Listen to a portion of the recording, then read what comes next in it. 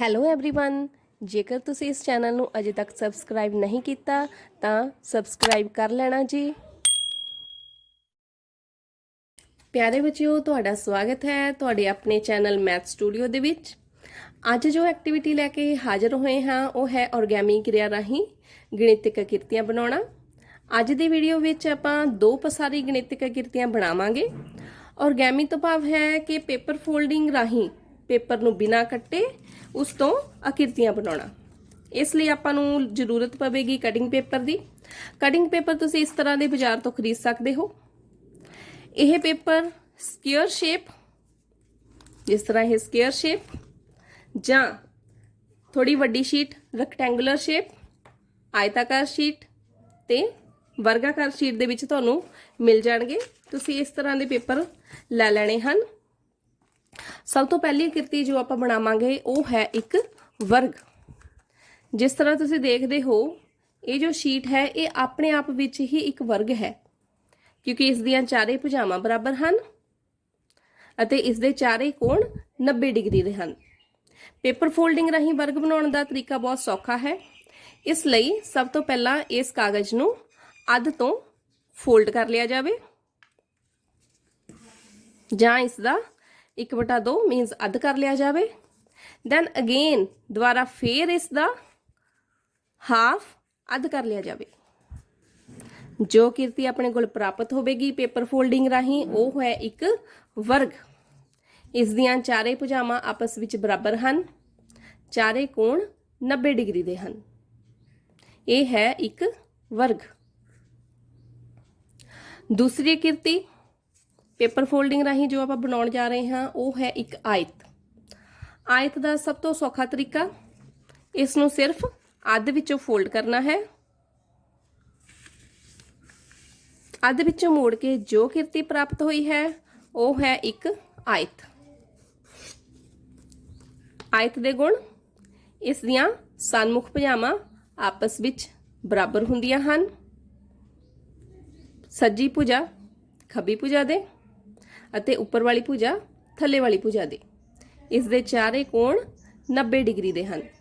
दूसरी आकृति जो आप बनाई है वो है एक आयत। इस तो बाद तीसरी आकृति जो आप बनावांगे वो है समलंब चतुर्भुज ट्रेपीजियम। ट्रेपीजियम बनाने दे दो तरीके हैं। जो पहला तरीका वो है कि कागज़ नूं उसे तरह ही आयत बनाने लई अध विचों मोड़ लिया जाए।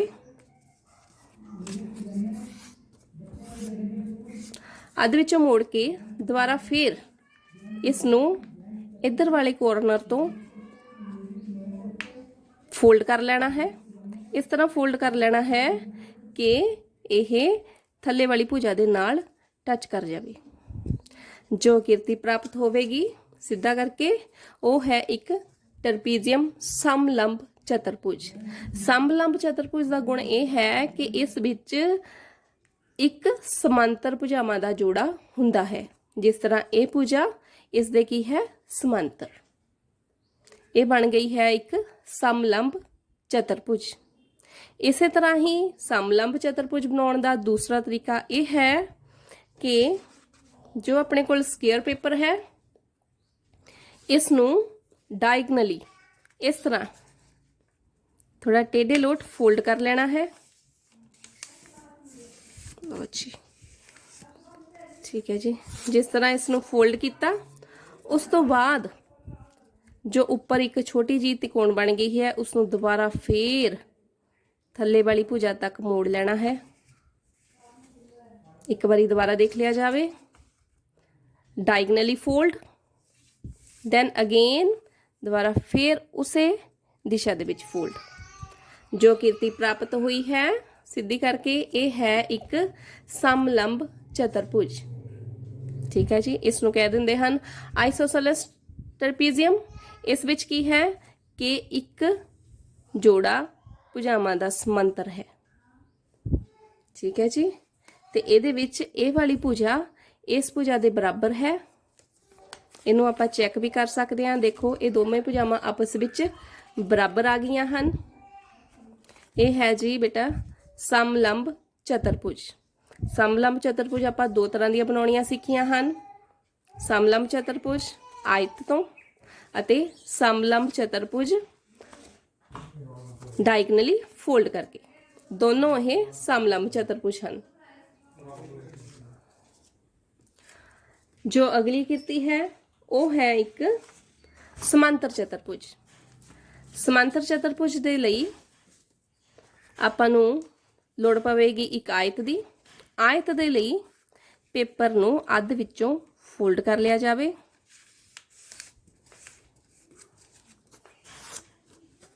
ਅੱਧ ਵਿੱਚੋਂ ਫੋਲਡ ਕਰਕੇ ਦੈਨ ਉਸ ਤੋਂ ਬਾਅਦ ਇਸ ਕਾਰਨਰ ਨੂੰ ਫੜ ਕੇ ਨੀਚੇ ਵਾਲੀ ਭੁਜਾ ਤੱਕ ਲਿਆਂਦਾ ਜਾਵੇ।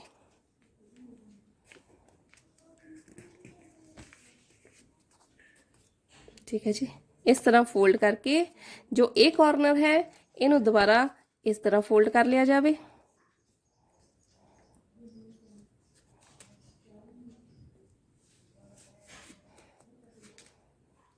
फोल्ड करने का तरीका दोबारा देखा जाए जी। इस कॉर्नर नूं सन्मुख कॉर्नर फड़ने हैं, इस कॉर्नर नूं फड़ के अंदर वाल ले आओ, इस कॉर्नर नूं फड़ के फिर अंदर वाल ले आओ। ਜਦੋਂ ਆਕ੍ਰਿਤੀ ਨੂੰ ਆਪਾਂ ਸਿੱਧੀ ਕਰਕੇ ਦੇਖਾਂਗੇ ਇਹ ਬਣ ਗਈ ਹੈ ਇੱਕ ਸਮਾਂਤਰ ਚਤੁਰਭੁਜ। ਸਮਾਂਤਰ ਚਤੁਰਭੁਜ ਵਿੱਚ ਸਨਮੁਖ ਭੁਜਾਵਾਂ ਸਮਾਂਤਰ ਅਤੇ ਬਰਾਬਰ, ਜਿਸ ਤਰ੍ਹਾਂ ਉੱਪਰ ਵਾਲੀ ਭੁਜਾ ਥੱਲੇ ਵਾਲੀ ਭੁਜਾ ਦੇ, ਸੱਜੇ ਪਾਸੇ ਵਾਲੀ ਭੁਜਾ ਖੱਬੇ ਪਾਸੇ ਵਾਲੀ ਭੁਜਾ ਦੇ ਸਮਾਂਤਰ ਵੀ ਹੈ ਬਰਾਬਰ ਵੀ ਹੈ। ਇਹ ਹੈ ਇੱਕ ਸਮਾਂਤਰ ਚਤੁਰਭੁਜ। ਜੋ ਅਗਲੀ ਕਿਰਤੀ ਹੈ ਉਹ ਹੈ ਇੱਕ ਪਤੰਗ ਕਾਈਟ।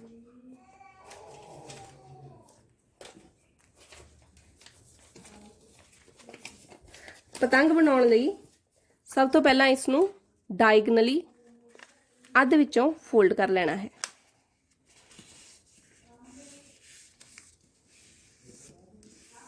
ਠੀਕ ਹੈ ਜੀ, ਇਸ ਨਾਲ ਆਪਣੇ ਕੋਲ ਸੈਂਟਰ ਵਿੱਚ ਇੱਕ ਲਾਈਨ ਲੱਗ ਜਾਵੇਗੀ। ਦੁਬਾਰਾ ਫਿਰ ਇਸ ਕਾਰਨਰ ਨੂੰ ਫੜ ਕੇ ਇਸ ਲਾਈਨ ਦੇ ਜੋ ਸੈਂਟਰ ਵਾਲੀ ਲਾਈਨ ਹੈ ਉਸ ਦੇ ਨਾਲ ਨਾਲ ਹੀ ਫੋਲਡ ਕਰ ਲੈਣਾ ਹੈ। सेम दूसरे पासे इस कॉर्नर नूं फड़ के इस सेंटर वाली लाइन तक ले आना है।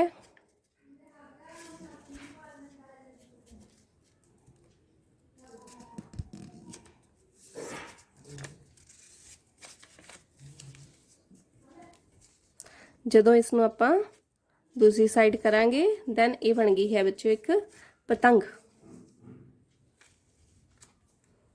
पतंग दे गुण इस विच लागमियां भुजावां, लागमियां भुजावां आपस विच उपर वालियां दोनों लागमियां भुजावां बराबर हुंदियां हन अते थल्ले वालियां भुजावां आपस विच बराबर हुंदियां हन।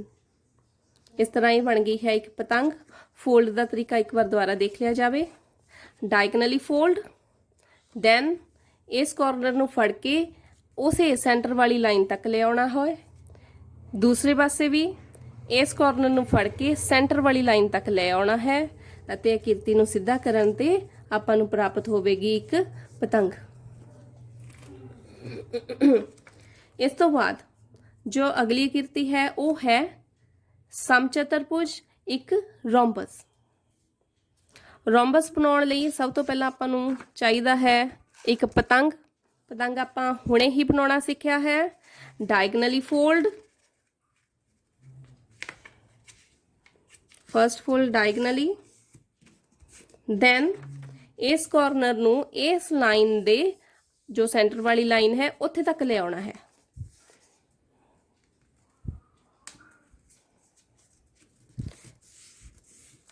सेम प्रोसेस दूसरी साइड, इस कॉर्नर नूं फड़ के सेंटर तक जो लाइन है उत्थे तक ले आना है।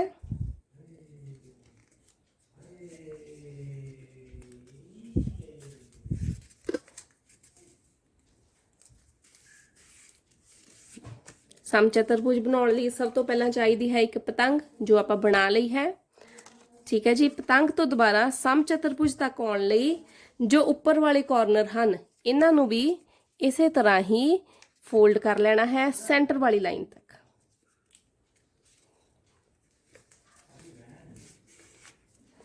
दूसरे कॉर्नर ਨੂੰ भी सेंटर वाली लाइन तक ही फोल्ड कर लेना है।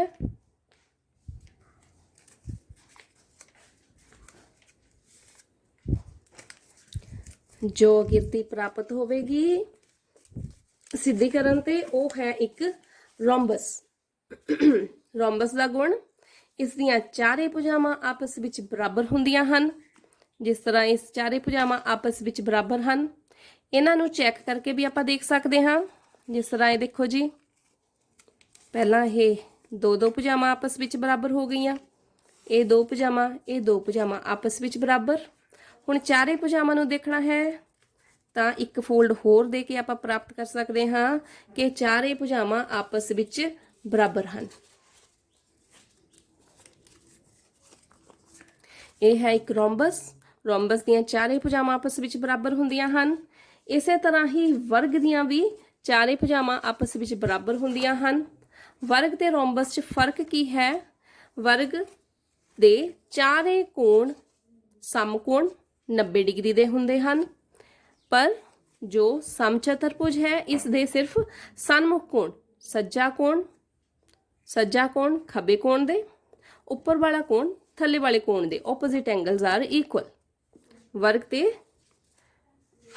समचतुरभुज ਦਾ ਇਹੀ ਫਰਕ ਹੈ। ਭੁਜਾਵਾਂ ਦੋਨਾਂ ਦੀਆਂ ਆਪਸ ਵਿੱਚ ਚਾਰੇ ਭੁਜਾਵਾਂ ਬਰਾਬਰ ਹੁੰਦੀਆਂ ਹਨ, ਪਰ ਕੋਣ ਅਲੱਗ-ਅਲੱਗ ਹੁੰਦੇ ਹਨ। ਵਰਗ ਦੇ ਸਾਰੇ ਕੋਣ 90 ਡਿਗਰੀ, रोम्बस ਸਮਚਤੁਰਭੁਜ ਦੇ ਸਨਮੁਖ ਕੋਣ ਬਰਾਬਰ ਹੁੰਦੇ ਹਨ। ਇਹ ਬਣ ਗਈ ਆਪਣੇ ਕੋਲੇ ਚਤੁਰਭੁਜ ਦੀਆਂ ਵੱਖ-ਵੱਖ ਕਿਸਮਾਂ। ਇੱਕ ਵਾਰੀ ਆਪਾਂ ਫੇਰ ਦੇਖ ਲੈਂਦੇ ਹਾਂ ਚਤੁਰਭੁਜ ਤੋਂ ਆਪਾਂ ਕਿਹੜੀਆਂ-ਕਿਹੜੀਆਂ ਕਿਸਮਾਂ ਬਣਾਈਆਂ ਹਨ। ਸਭ ਤੋਂ ਪਹਿਲਾਂ ਜੋ ਆਕ੍ਰਿਤੀ ਬਣਾਈ ਸੀ ਉਹ ਸੀ ਇੱਕ ਵਰਗ। पेपर फोल्डिंग राही, ऑर्गेमी तो मतलब पेपर नूं कटना नहीं है, सिर्फ फोल्ड करके बनाना है।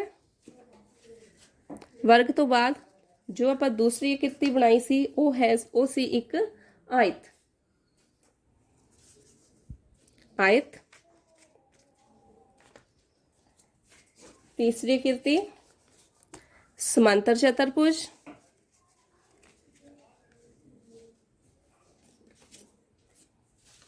समलंब चतुर्भुज आपां दो तरीके नाल बनाईयां सी,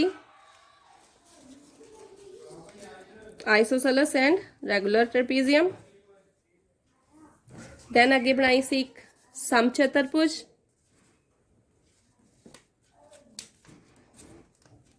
ते एक बनाई सी पतंग। ये दो पसारी चतुर्भुज दी आपां वख-वख किस्मां पेपर फोल्डिंग राही बनाईयां। इस तो बाद ਆਪਾਂ ਤਿਕੋਣਾ ਦੀਆਂ ਦੋ ਪਸਾਰੀ ਆਕ੍ਰਿਤੀਆਂ, ਦੋ ਪਸਾਰੀ ਕਿਸਮਾਂ ਇਸੇ ਪੇਪਰ ਫੋਲਡਿੰਗ ਰਾਹੀਂ ਬਣਾਵਾਂਗੇ। ਤਿਕੋਣਾ ਦੀਆਂ ਕਿਸਮਾਂ ਬਣਾਉਣ ਲਈ ਸਭ ਤੋਂ ਪਹਿਲਾਂ ਜੋ ਸੌਖੀ ਹੈ ਉਹ ਹੈ ਸਮਦੋਭੁਜੀ ਤਿਕੋਣ। ਪੇਪਰ ਡਾਇਗਨਲੀ ਫੋਲਡ, ਸਕੁਅਰ ਪੇਪਰ ਲੈ ਕੇ ਡਾਇਗਨਲੀ ਫੋਲਡ ਕਰਕੇ सब तो सौखी सिंपल एक्टिविटी समदोभुजी त्रिकोण। इस दियां दोवें भुजावां आपस विच लंबाई विच बराबर हन। यह है जी एक समदोभुजी त्रिकोण।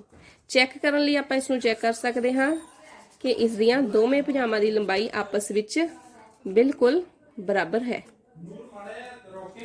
ये बन गई जी अपने कोले समदोभुजी त्रिकोण। नैक्सट समभुजी त्रिकोण। याद रखना है कि समभुजी त्रिकोण बनाने का सौखा तरीका यह है कि इस लई जो अपने कोल वर्ग शीट है इसनूं एक आयताकार शीट बना लिया जाए।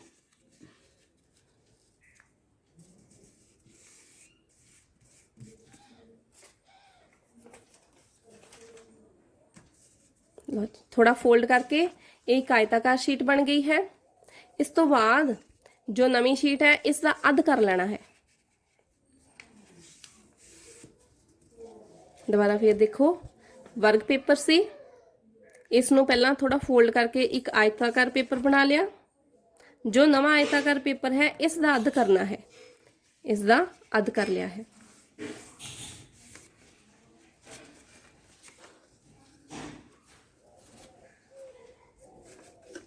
इस तो बाद इस कॉर्नर नूं फड़ के इत्थे तक इस तरह मोड़ लेना है कि सेम सेंटर वाली लाइन जो है उत्थे तक लैके आना है। इस कॉर्नर नूं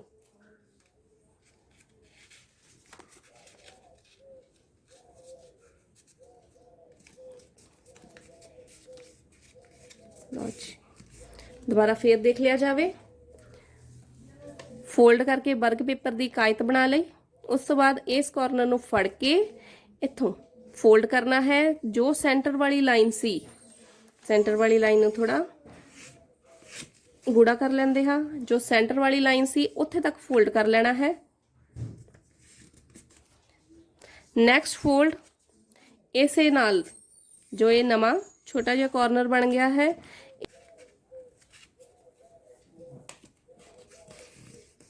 ਇਸ ਤਰ੍ਹਾਂ ਫੋਲਡ ਕਰ ਲੈਣਾ। ਦੁਬਾਰਾ ਫੇਰ ਆਇਤ ਬਣਾ ਲਈ, ਅੱਧ ਵਿੱਚੋਂ ਫੋਲਡ ਕਰ ਲਿਆ। ਇਸ ਕਾਰਨਰ ਨੂੰ ਫੜ ਕੇ ਸੈਂਟਰ ਵਾਲੀ ਲਾਈਨ ਤੱਕ ਲੈ ਆਉਣਾ ਹੈ।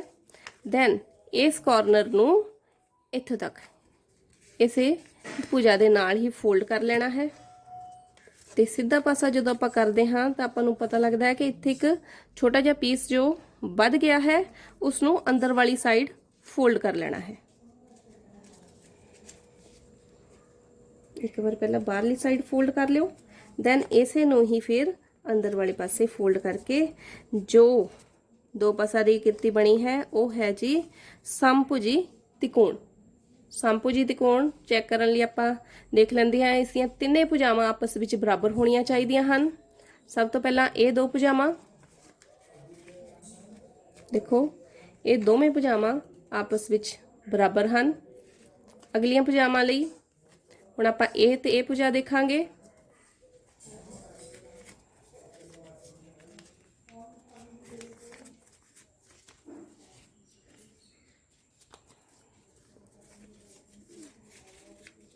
दूसरे पासे फोल्ड करके ये दो भुजावां आपस विच बराबर आउणगियां। इसे तरह ही यह तिन्ने भुजावां आपस विच बिल्कुल बराबर आउणगियां। यह है जी एक समभुजी त्रिकोण जिसका हरेक कोण 60 डिग्री का हुंदा है। सम दो भुजी तो बाद समभुजी त्रिकोण। अगे है अपने कोल एक विखमभुजी त्रिकोण। विखमभुजी त्रिकोण जिस दियां तिन्ने भुजावां दी लंबाई वख-वख हुंदी है। इस नूं बनाउण दे बहुत सारे तरीके हो सकते हैं, जिस तरह डायगनली फोल्ड किया, उस तो बाद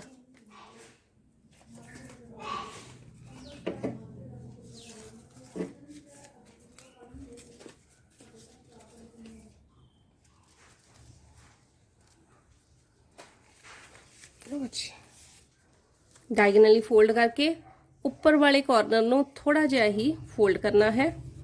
जो त्रिकोण बन गई है वो है जी विखमभुजी। तिन्ने भुजावां दी लंबाई वख-वख है। ये सब तो छोटी भुजा है, ये नैक्सट दैन ये सब तो बड़ी भुजा है। त्रिकोणा ਦੀਆਂ ਦੋ ਪਾਸਾਂ ਦੀਆਂ ਕਿਰਤੀ ਦੀਆਂ ਕਿਸਮਾਂ ਆਪਾਂ ਸਿੱਖ ਲਈਆਂ ਹਨ। ਸਮਭੁਜੀ त्रिकोण, विखमभुजी त्रिकोण ਅਤੇ सम दो भुजी त्रिकोण। इन्हां दे उपर आपां इन्हां दे नाम लिख दिंदे हां। सब तो पहला है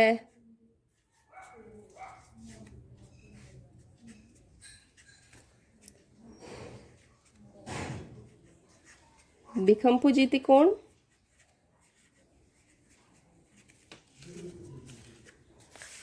समभुजी त्रिकोण,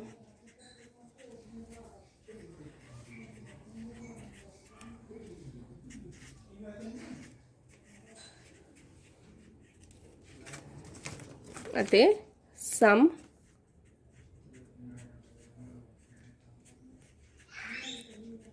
ਦੋ ਭੁਜੀ त्रिकोण। ਭੁਜਾਵਾਂ ਦੇ ਆਧਾਰ ਤੇ ਤਿੰਨੋਂ ਤਰ੍ਹਾਂ ਦੀਆਂ त्रिकोणां ਆਪਾਂ ਬਣਾਉਣੀਆਂ ਸਿੱਖ ਲਈਆਂ ਹਨ। ਉਮੀਦ ਹੈ ਤੁਹਾਨੂੰ ਸਾਰੇ ਬੱਚਿਆਂ ਨੂੰ ਚਤੁਰਭੁਜ ਦੀਆਂ ਕਿਸਮਾਂ ਅਤੇ त्रिकोणां ਦੀਆਂ ਕਿਸਮਾਂ ਬਣਾਉਣੀਆਂ ਆ ਗਈਆਂ ਹੋਣਗੀਆਂ। इस तरह दियां होर नवीं ते इंटरस्टिंग वीडियोज़ जल्दी तो जल्दी प्राप्त करने लई जेकर तुसी इस चैनल नूं अजे तक सबसक्राइब नहीं किया, सबसक्राइब कर दिओ अते बैल आइकन नूं दबा देना। उम्मीद है तुहानूं अज दी वीडियो बहुत पसंद आई होवेगी। अगली वीडियो लैके जल्द तुहाडे तक हाज़र होवांगे। बहुत बहुत धन्यवाद।